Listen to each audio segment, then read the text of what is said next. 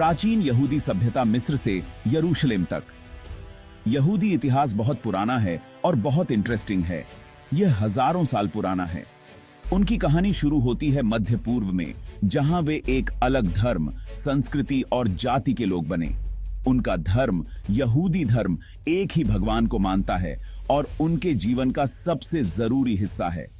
यह उनके कानूनों, उनके सही गलत और उनके रीति रिवाजों को बनाता है। शुरुआती यहूदी इतिहास बाइबल के लोगों जैसे अब्राहम, मूसा और राजा डेविड के जीवन के बारे में है, जो यहूदी धर्म को शुरू करने वाले और यहूदी लोगों के लिए बहुत इंपॉर्टेंट लोग थे।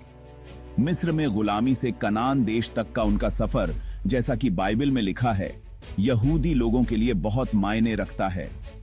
राजा सोलोमन के समय यरूशलेम में पहले मंदिर के बनने से यह शहर यहूदी धर्म और उनके जीवन का केंद्र बन गया।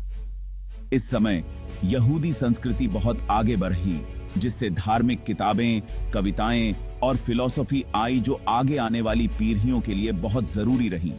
लेकिन प्राचीन यहूदी इतिहास में जीत और हार दोनों थीं। कभी उन्हें दूसरे देशों से लड़ना पड़ता था, तो कभी वे खुद पर अत्याचार सहते थे। इन सब के कारण उन्हें अपनी जन्मभूमि छोड़नी पड़ी। यहूदी प्रवासी, सदियों तक भटकना और अत्याचार। यहूदी इतिहास में एक बहुत बड़ा बदलाव आया 586 ईसा पूर्व में, जब बेबीलोनियों ने उनके पहले मंदिर को तोड़ दिया। इसके बाद यहूदी लोगों को बहुत समय तक भटकना पड़ा। बेबीलोन की कैद, जैसा कि इसे कहा जाता है, यहूदी पहचान के लिए बहुत जरूरी समय था। इसने उनकी हिम्मत और भरोसे को परखा, जब वे अपने घर से दूर थे और उन पर अत्याचार हो रहे थे। हालांकि उन्हें बाद में यरूशलेम वापस आने और दूसरा मंदिर बनाने दिया गया, लेकिन अगली कई सदियों तक वे फारसियों, यूनानियों और फिर रोमनों के अधीन रहे।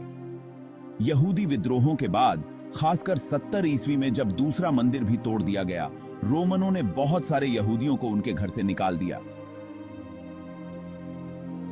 इसके बाद शुरू हुआ यहूदी प्रवासी निर्वासन में यहूदियों को बहुत मुश्किलों का सामना करना पड़ा। उन्हें अक्सर ऐसे माहौल में रहना पड़ता था जहां लोग उनसे नफरत करते थे। उन पर अत्याचार हुए, भेदभाव हुआ और हिंसा भी हुई। इसके कारण वे यूरोप, उत्तरी अफ्रीका और मध्य पूर्व में फैल गए। अपने घर से दूर रहते हुए भी यहूदी लोगों ने अपने धर्म और संस्कृति को जिंदा रखा। उन्होंने अपने समुदायों में कला और ज्ञान को बढ़ावा दिया और अपने धर्म और पहचान को बचाए रखा था। यूरोप में यहूदी जीवन एक उलझा हुआ इतिहास था। मध्य युग में यूरोपीय यहूदियों को अक्सर ईसाई समाज से अलग रखा जाता था। उन पर अत्याचार होते थे और उनसे भेदभाव किया जाता था।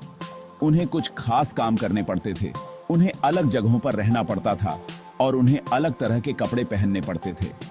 इससे वे और अलग थलग पड़ गए और उनके लिए खतरा बढ़ गया। धार्मिक नफरत बहुत ज्यादा थी।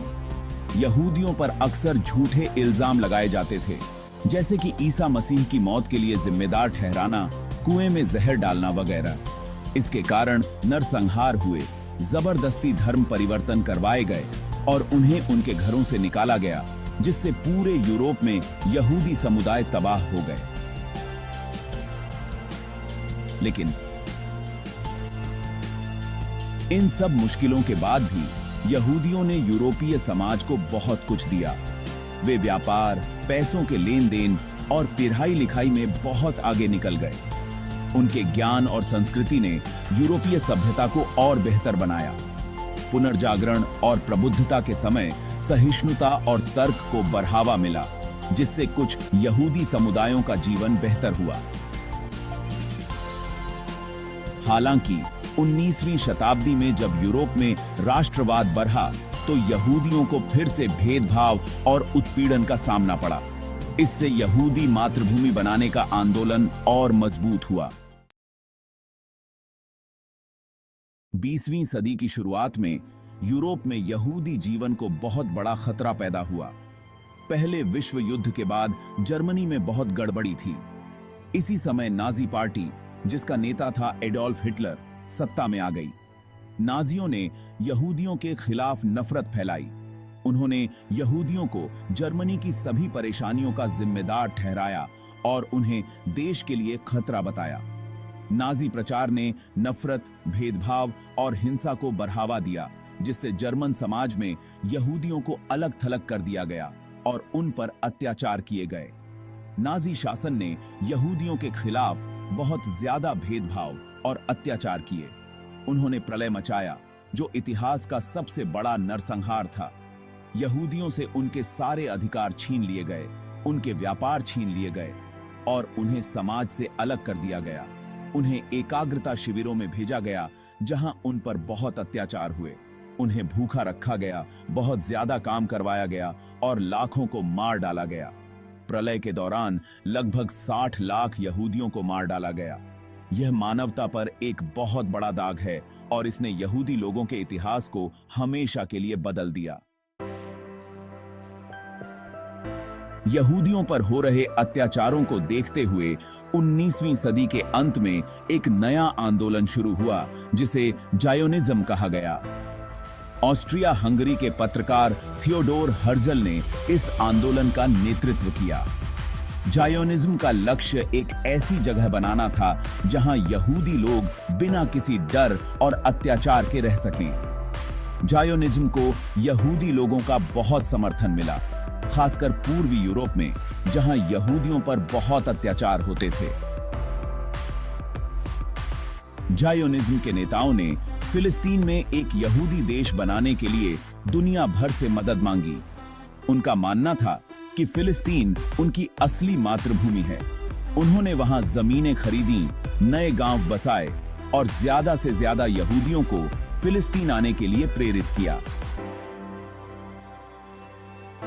जायोनिज्म आंदोलन ने यहूदी लोगों को एक नई उम्मीद और एक नया सपना दिया। दूसरे विश्व युद्ध के बाद फिलिस्तीन में एक यहूदी देश बनाने की मांग तेज हो गई, खासकर प्रलय के बाद। 1947 में संयुक्त राष्ट्र ने फिलिस्तीन को 2 हिस्सों में बांटने का फैसला किया, एक अरब देश और एक यहूदी देश। यरूशलेम को दोनों देशों से अलग रखा गया। यहूदी नेताओं ने इस फैसले को मान लिया, लेकिन अरब नेताओं ने इसे मानने से इनकार कर दिया। वे नहीं चाहते थे कि फिलिस्तीन में कोई यहूदी देश बने और 1948 को डेविड बेन गुरियन ने इजराइल को एक आजाद देश घोषित कर दिया। 2000 साल बाद यहूदी लोग अपनी मातृभूमि में वापस आ गए थे, लेकिन पड़ोसी अरब देशों ने इजराइल को तुरंत मान्यता नहीं दी। इसके कारण 1948 का अरब इजराइल युद्ध हुआ। इस युद्ध में इजराइल ने जीत हासिल की और अपने क्षेत्र को बढ़ा लिया।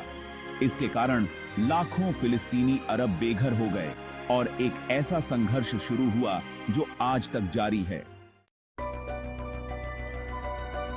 अपने शुरुआती सालों में इजराइल को बहुत सारी चुनौतियों और उपलब्धियों का सामना करना पड़ा।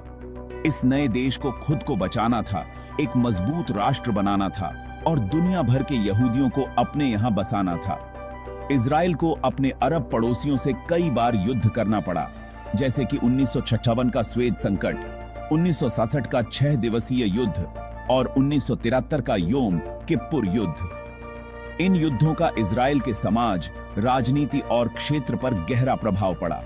इन सब के बावजूद इजराइल ने अपनी अर्थव्यवस्था, तकनीक और समाज को मजबूत बनाने में काफी तरक्की की। वीडियो लास्ट तक देखने के लिए धन्यवाद। कृपया चैनल सब्सक्राइब जरूर करें। मिलते हैं अगले वीडियो में, तब तक के लिए अलविदा।